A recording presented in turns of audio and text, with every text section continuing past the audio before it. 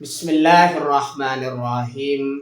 Assalamualaikum warahmatullahi wabarakatuh. Bismillahirrahmanirrahim. Bersyukur kepada Allah dengan mengucapkan Alhamdulillahirabbil alamin. Bersalawat kepada Rasulullah dengan mengucapkan Allahumma sholli ala Sayyidina Muhammad wa ala ali Sayyidina Muhammad. Alhamdulillahirabbil alamin. Kita masih dipertemukan kembali oleh Allah Subhanahu wa taala di dalam sosial media, dan media merupakan wadah tempat bagi kita untuk kita bisa menjalin tali silaturahim, membangun ukhuwah Islamiyah yang semakin kuat kokoh ke depannya. Semoga hidup kita selalu diberkahi oleh Allah Subhanahu wa taala di dunia dan juga di akhirat. Amin ya rabbal alamin. Para sahabat-sahabat saya yang saya hormati, yang saya juga ta'zimi, pada kesempatan kali ini topik yang akan saya bahas yaitu beban hidup dan cara meringankannya. Jadi pembahasan kita pada kesempatan kali ini ialah tentang beban hidup dan cara meringankannya.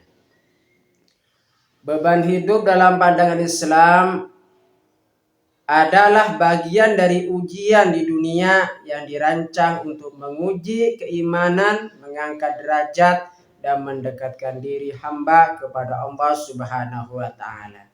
Jadi yang dimaksud dengan beban hidup di sini ialah merupakan ujian dari Allah Subhanahu wa taala. Ujian tersebut berupa beban hidup yang diberikan oleh Allah Subhanahu wa taala kepada manusia.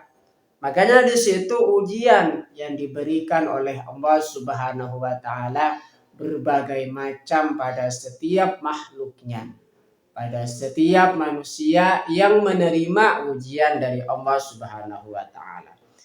Ujian yang dirancang di sini untuk menguji keimanan seorang hamba kepada Allah Subhanahu wa taala. Salah satu contohnya misalkan diuji oleh Allah Subhanahu wa taala dengan diambil harta-harta mereka oleh Allah Subhanahu wa taala yang sebelumnya mereka menjadi kaya malah menjadi miskin. Makanya di situ dengan diambilnya harta dari hambanya di situ merupakan ujian dan keimanan dari seseorang. Makanya di situ jikalau mereka senantiasa tetap menjaga keimanan kita, keimanan mereka di situ dijaga dengan kuat dan juga kokoh, berarti senantiasa mereka lulus dari ujian dari Allah Subhanahu wa taala. Makanya di situ dunia di situ ujian untuk menguji keimanan seseorang. Dunia di situ ujian yang dirancang untuk mengangkat derajat manusia. Jadi setiap adanya ujian tersebut dan mereka lulus dari ujian, maka diangkat derajatnya oleh Allah Subhanahu wa taala dengan lebih tinggi dari sebelumnya. Dan senantiasa ujian di situ untuk mendekatkan diri hamba kepada Allah Subhanahu wa taala. Beban hidup yang diberikan oleh Allah Subhanahu wa taala kepada manusia merupakan ujian yang diberikan oleh Allah Subhanahu wa taala kepada mereka makhluknya. Senantiasa di situ apa? Agar supaya mereka mendekatkan diri kepada Allah Subhanahu wa taala. Yang sebelumnya di situ lalai, maka senantiasa dengan adanya beban hidup senantiasa yang merupakan ujian di situ untuk mendekatkan diri kepada Allah Subhanahu wa taala. Hidup di dunia pada hakikatnya adalah tempat ujian. Jadi dunia di situ yang penuh dengan beban hidup di situ merupakan ujian dari Allah Subhanahu wa taala. Jalani beban hidup yang kita pikul di situ, jalani dengan semangat. jalani dengan istiqomah di dalam beribadah kepada Allah Subhanahu wa taala. Makanya di situ rasa malas kita harus lawan agar supaya kita senantiasa melaksanakan beban hidup yang sudah diberikan oleh Allah Subhanahu wa taala kepada kita dengan semangat, dengan penuh sukacita di dalam menjalani kehidupan. Berikut adalah cara meringankan beban hidup dalam Islam berdasarkan ajaran Al-Qur'an dan Sunnah. Jadi di sini cara meringankan beban hidup. Di sini yang pertama mendekatkan diri kepada Allah Subhanahu wa taala. Orang yang senantiasa ingin meringankan beban hidupnya di situ, makanya cara yang pertama mendekatkan diri kepada Allah Subhanahu wa taala. Bagian dari mendekatkan diri kepada Allah Subhanahu wa taala di sini yang pertama sabar dan sholat. Makanya di situ dengan kita senantiasa sabar, maka kita akan kuat di dalam menjalani kehidupan. Kuat menerima segala beban hidup yang telah diberikan oleh Allah Subhanahu wa taala kepada kita. Kuat dengan ujian-ujian yang diberikan oleh Allah Subhanahu wa taala kepada kita. Makanya di situ dengan kita sabar dan sholat. Sholat di situ bisa menenangkan jiwa kita. Makanya di situ keutamaan orang yang melaksanakan sholat, mendirikan sholat di situ, selain di situ menambah pahala, mendekatkan diri kepada Allah Subhanahu wa taala, dan juga di situ kita senantiasa akan mendapatkan ketenangan hati pada saat kita mendirikan sholat. Jikalau seseorang sudah tenang hatinya, maka secara otomatis beban hidupnya juga akan terasa ringan. Beban hidup yang dipikul akan terasa ringan. Karena di situ segala apa yang kita bawa di sini tergantung kepada kondisi hati kita.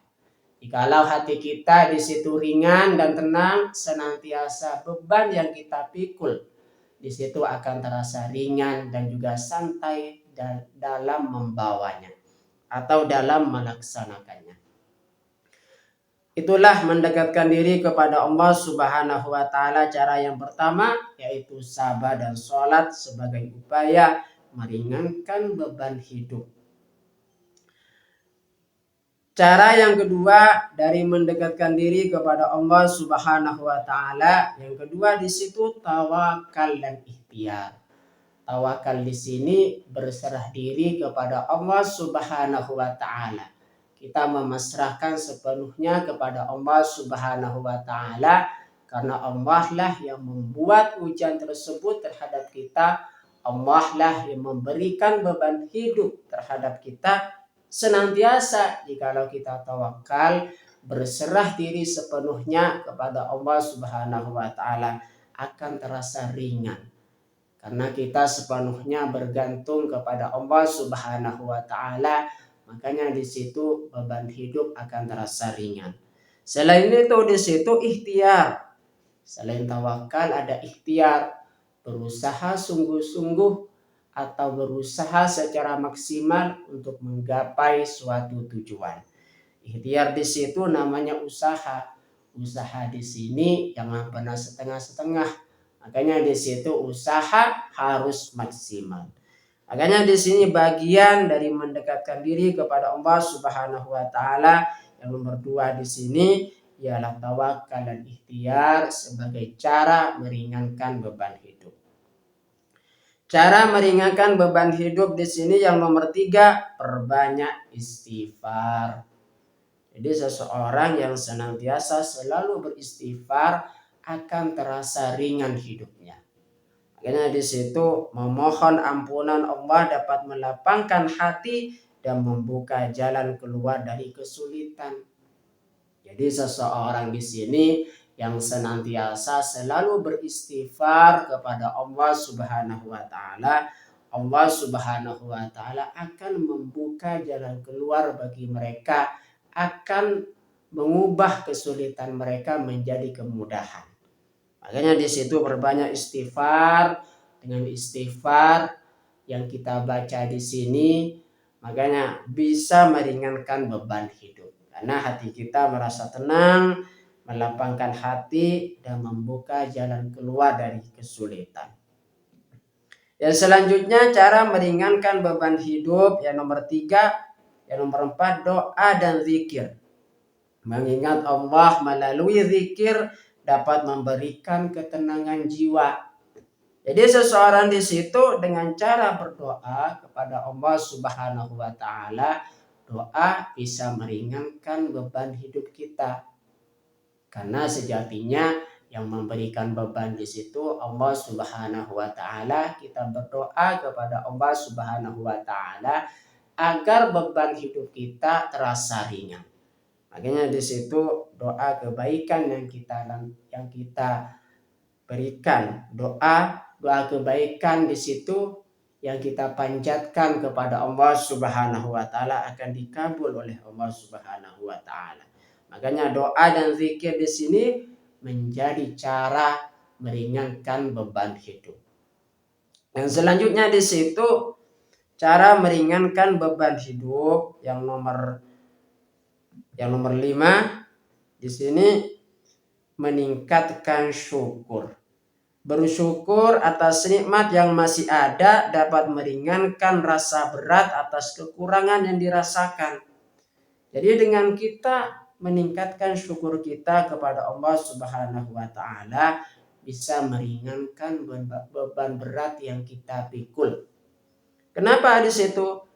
Karena nikmat bagi seseorang yang sering bersyukur akan ditambah nikmat Allah Subhanahu wa taala kepada mereka. Makanya dengan cara menambah nikmat di situ akan terasa ringan beban hidup kita karena kita sudah ditambah nikmatnya oleh Allah Subhanahu wa taala. Makanya dengan syukur bisa meringankan beban hidup kita. Itulah cara yang pertama dari cara meringankan beban hidup dalam Islam di situ. Yang pertama, mendekatkan diri kepada Allah Subhanahu wa taala dengan cara yang pertama sabar dan juga sholat, yang kedua tawakal dan ikhtiar, yang ketiga perbanyak istighfar, yang keempat doa dan zikir, yang kelima meningkatkan syukur. Itulah kesimpulan kita. Pada kesempatan kali ini kita akan ketemu pada video berikutnya.